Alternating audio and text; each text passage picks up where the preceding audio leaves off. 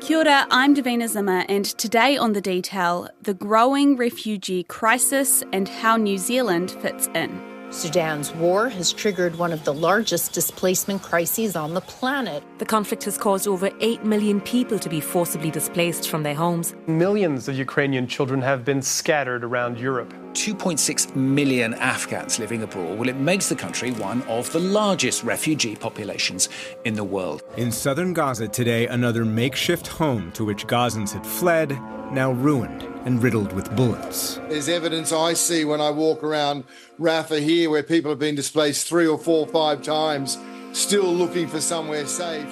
The UN Refugee Agency estimates there are more than 120 million people displaced around the world, a rise of 3 million in the last 6 months alone. New Zealand offers 1,500 official asylum claims per year. Is it enough, or can we and should we take more? Let's start with some definitions. Ritesh Shah is a researcher at the University of Auckland. So unlike the kind of common view that people who are displaced flee borders and go to other countries, the majority end up kind of stuck inside their own countries and are just trying to seek shelter and safety within their own borders. They make up more than about 60% of those who are displaced in the world today. And then we have refugees and asylum seekers. Refugees are those that have been formally recognized as being in need of protection according to international law, while asylum seekers are those that are seeking protection and who wait to see that that guarantee of provision has been given to them. They comprise another, say, 30 to 35% of the displaced population. And then we also have groups of people that are called stateless. These are people that are effectively born without citizenship. And we're seeing more and more of this because as asylum seekers and refugees have children outside of their home countries, oftentimes their children are not given the rights of citizenship. And then outside of all of that number are the approximately 6 million peoples who are counted as refugees based on the 1948 creation of the State of Israel and the displacement of Palestinians from their lands at that time. So they are also accounted for in that number. Right. I didn't realise that there's a difference between people seeking asylum and refugees. So are you saying that refugees is someone it's like a title basically that someone has to give you? Yes. It's a legal definition of someone who has been identified to be rightfully fleeing persecution and who has an imminent threat to their life or livelihood and needs to shelter elsewhere. Being formally recognised as a refugee in New Zealand can take over a year, but that wait time pales in comparison to other parts of the world. We do begin tonight with President Biden taking drastic action on immigration and on the U.S.-Mexico border, strictly limiting the asylum process, set to close the border to migrants crossing illegally. Under today's new executive action, when migrant apprehensions average 2,500 a day over the course of a week, the asylum process for people crossing illegally would automatically shut down. They would no longer be allowed to stay in the United States while their claims are being processed. The restrictions would only be lifted when apprehensions drop to 1,500 a day or less for 2 weeks. We haven't seen numbers that low in years. A displaced person's legal rights and protections depends on which country they cross into. For example, we had Australia decide to put asylum seekers in prisons or to process their claims offshore in places like Nauru and PNG. And if your claims to asylum in Australia were to be considered, you would not be resettled in Australia. You were to be resettled in Nauru or PNG or another third country. And what was the reasoning behind that? Because I know that other countries have jumped on that train as well. I think it was the UK that's also kind of done something similar. The UK is aiming to do that. So they're aiming to set up a similar system with the government of Rwanda. Enough is enough. No more prevarication, no more delay. No ifs, no buts. These flights are going to Rwanda. A long day of parliamentary ping-pong ensued. It went on until after midnight, when the Lords finally capitulated, albeit reluctantly. We will, this week, have a law that provides for the offshore processing and settlement of asylum seekers in Rwanda. I think that there is a lot of perception that these asylum seekers are somehow going to breed future terrorism or distort the culture of a country, take down the economy, be a drain on public services, which is actually not the case. There are genuine concerns that if we were to just open the borders and invite as many refugees as want to come here, that our systems would be overwhelmed. Do we have the resources to cope with that many people? Yes, I think we do. Let's go back to that first point, which is, if we open the borders, will we be flooded?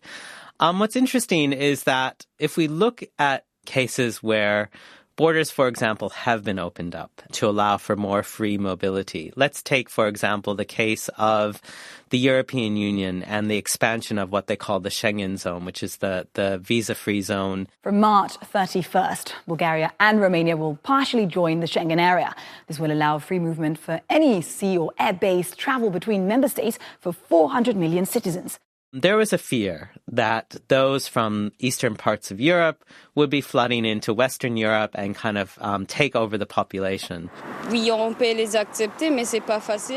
She says, yes, we can accept them, but it's not going to be easy because a lot of them have such different traditions. And she says France is a welcoming country. It's always been open to migrants. She's not sure what they're going to do when they come here. There aren't enough jobs. But Ritesh says those fears never became reality. We have to remember that moving country is not something that you take lightheartedly. You are giving up your lands, your livelihood, your family. And so it's a considered decision, and one that, particularly for refugees, is often done under significant duress, where the reason you're moving is because you do have a real reason to leave, and you're just wanting to seek something better for your family. I do think that it is our moral and ethical responsibility to keep those borders open for those who are genuinely fleeing persecution and seeking protection. In 2015, German Chancellor Angela Merkel opened the borders to hundreds of thousands fleeing Syria. Many disagreed with her decision, arguing the moral responsibility lay elsewhere. But is it that clear-cut? The displacement figures that we see today are oftentimes the product of historical wrongs and current injustices that are oftentimes the product of our own actions in the global north or the developed world. So historically, that was through practices of colonization, imperialism, conquest, and then in the post-colonial period, the way that we kind of carved up the world and created countries almost willy-nilly and without consideration of the kind of historical precedent and the cleavages that existed in those societies. And so we are observing the product of that legacy today in the numerous civil wars and conflicts that we see around the world. But even more contemporarily, if we think about what it is that's driving displacement today, there are conflicts over resources. There are conflicts over land. There are conflicts over issues like limited drinking water. Now, these are resources that we are exploiting from many parts of the developing world. We are using them to fuel our own industries. We're using it to get the chips that we need for our mobile phones. And oftentimes, we're driven by a desire and a demand to have these products cheaply, which means that we're also exploiting labor forces throughout the developing world or the global south. So a lot of these injustices that we see both historically and at present, then I argue need to be rectified through a form of reparations, which is the idea that, look, we are creating this problem and we do have a responsibility then to address that. The sad twist of all of this, though, is that if we look at the data today, let's just take our country as an example, we take in less than one refugee for every 1,000 residents of our population. That places us 54th in the world in terms of a per capita basis of numbers of refugees that we take in every year. If we were to imagine Eden Park as a stadium, that would mean 15 refugees in a sellout crowd of 50,000. So this idea that we're not doing our share is absolutely valid. We need to be doing a better job because we have the wealth, we have the resources, we have the land. Do we have the wealth, though? Because, I feel like every day in the news, what's on the headlines is that we are in the cost of living crisis. The country is in a recession. More and more people are becoming unemployed. There's a housing shortage. Do we actually have the resources to host more people? I think we need to stop seeing issues around migration and mobility as a zero-sum game. What's interesting is that, we look at think tanks like the New Zealand Initiative, the New Zealand Business Association. All of them have come out very strongly and said, actually, migration makes our country stronger. We can oftentimes have this view that by letting in more people, we are somehow taking away vital resources from ourselves. But actually, the data shows a very different picture. For example, if we look just at the refugee population in New Zealand, after 5 years, almost all of them are in some sort of employment. They are not reliant on government services, which signals the huge aspirations and willingness that those who have gone through experiences of displacement have to better themselves. So rather than seeing them as a drain on our economy, I think we need to recognize what they contribute to our societies. And more than that, noting that, with increased population, it also increases demand for products and services. It fuels economic growth. It creates jobs for native Kiwis and new arrivals alike. And we actually can see in countries that have large numbers of migrants, it actually helps to increase productivity and drive GDP growth. While we're geographically far away from most major conflicts, there have been cases of people arriving at our borders. Those cases aren't included in the government quota of 1,500 official asylum claims it accepts every year. And sometimes New Zealand will also respond to particular events by creating new visa categories. About 4,000 Ukrainians could be offered safe haven in New Zealand under a special sponsorship scheme that would allow them to live here for 2 years. From today, so-called sponsors can apply to bring their immediate family, including parents, siblings and children, from war-torn Ukraine to Aotearoa as long as they're able to financially support them. And that 2-year visa would afford them the ability to work, for children to attend education, and so on. And we've done similar kinds of special class visas at the time that the Taliban took over Afghanistan in 2021, specifically for those who were involved in supporting the New Zealand Defence Force, ensuring that they were able to get out and receive protection in New Zealand for the service that they had provided to the New Zealand Armed Forces during the time that we were in Afghanistan. Unfortunately, we haven't seen the same type of response with the current situation in Gaza. The New Zealand government has faced heavy criticism of their response to the conflict, including not offering humanitarian visas to Gazans. But Immigration Minister Erica Stanford says with the Rafah crossing now closed, it would be nearly impossible for people to get out, even if they had a visa. Ratish agrees with that part, but says the government should be using diplomatic means to ensure safe passage when the time does arrive. So I think it is important that we are thinking ahead to the future, to the fact that Gaza, as we know it, is absolutely decimated, and that there are going to be real ongoing risk for particular groups in Gaza, and we need to be ready to support and assist those who need to get out. So where does the responsibility lie? Well, there is the UN Convention and an international law. The Refugee Convention came out in the aftermath of World War II. And it was the first kind of attempt at a global level by the United Nations to define who refugees are and to kind of detail what are the responsibilities of countries to ensuring the protection of those who were fleeing war. And initially, it was focused almost exclusively on those who were refugees as a result of World War II. So it was very Europe-focused. And it was dealing mainly with those who were displaced before the 1st January 1951. Now, in 1967, there was a protocol which was amended to the convention, which expanded the scope. So it got rid of that kind of temporal and kind of geographic limit and extended that to the rest of the world. Another important point around the convention is this principle of what's called non-refoulement, which means that countries that are receiving refugees cannot send those who are genuinely seeking protection and safe haven back to the countries that they've come from.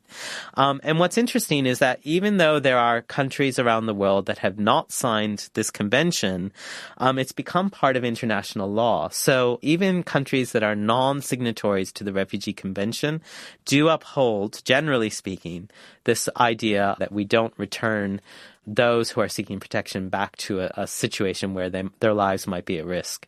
But many think the convention is outdated. There are kind of several reasons I would say the Refugee Convention doesn't work today. Firstly is that we are witnessing the fact that for most of those who are displaced in the world today, there aren't any durable solutions. And what I mean by durable solutions is the idea that those who are displaced don't have a permanent solution to their dilemma. Less than 1% of those who were displaced were able to return to their home country or to be resettled permanently to a third country or to become citizens in their hosting nations.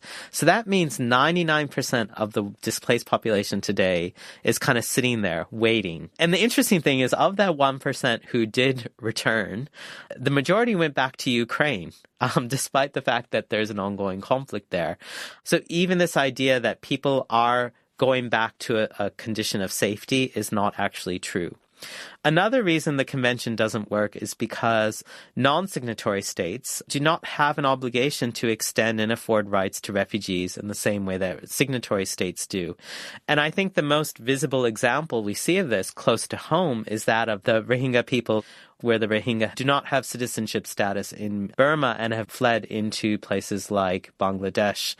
Unfortunately, Bangladesh, India, Malaysia, Indonesia, these are all countries where the Rohingya have fled, over 1 million of them, where they have not been granted any sort of formal protection or rights.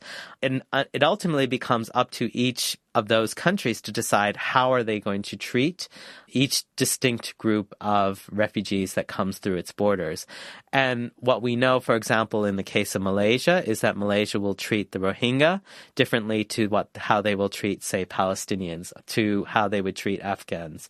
So each case is kind of dealt with differently. That kind of undermines the idea of universal human rights.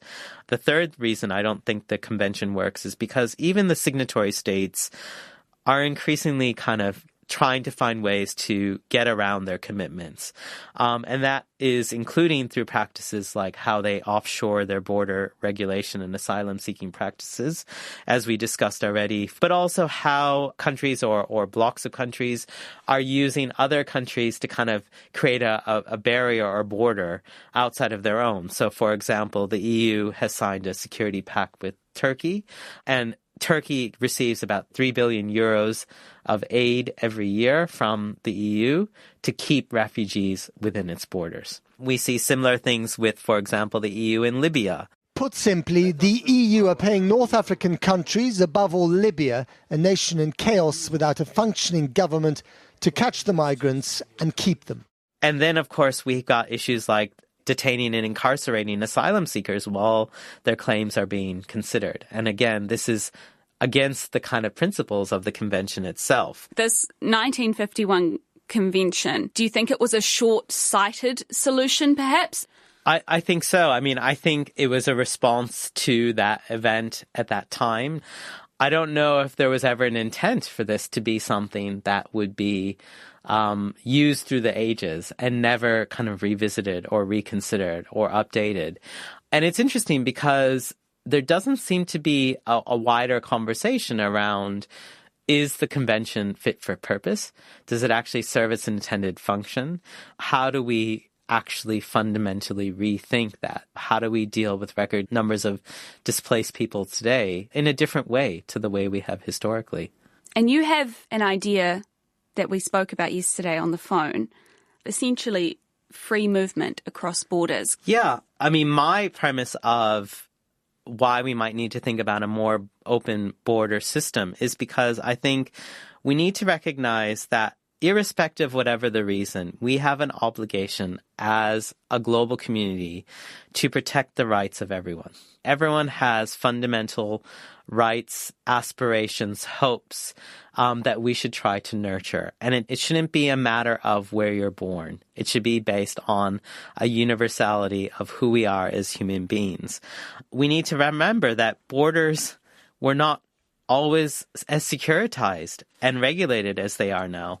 There was a time, and this was largely before kind of European colonization came along, where we had free mobility, where people moved across borders, and people didn't see borders in the same way that they do today. What you're proposing, hypothetically, as someone from New Zealand, I could just hop on a plane and fly over to another country and stay there without any issues. In the ultimate world, possibly. You've got to admit that does sound like it could open a whole can of worms of issues. But let's think about this. I mean, you could do that. Would you? I mean, what would you be giving up? What would be the opportunity cost of doing so?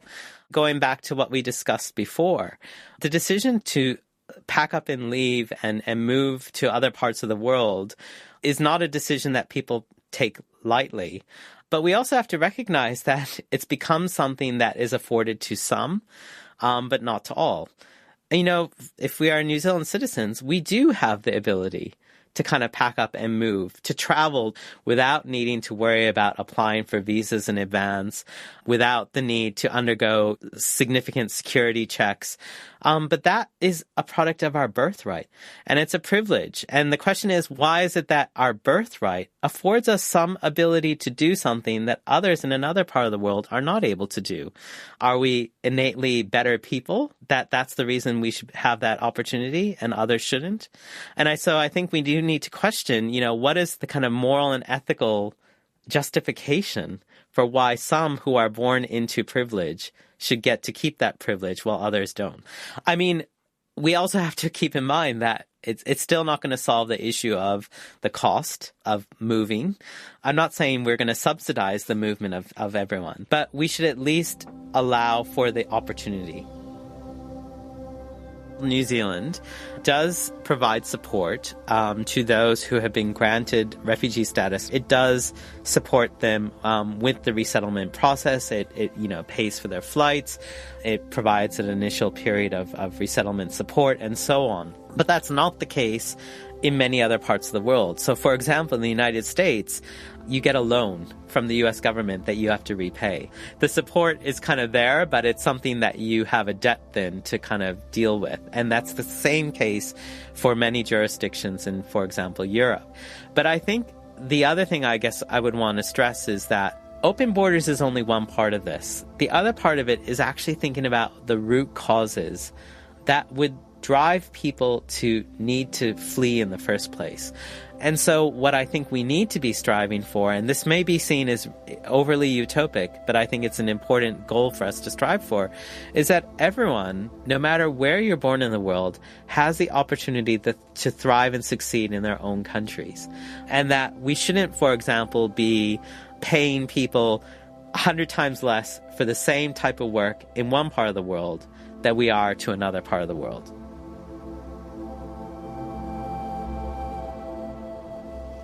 That's all for today. The Detail is a newsroom production supported by RNZ and NZ On Air. This episode was engineered by Phil Benge and produced by Gwen McClure. Thanks to Ritesh Shah, I'm Davina Zimmer. Ka kite anō.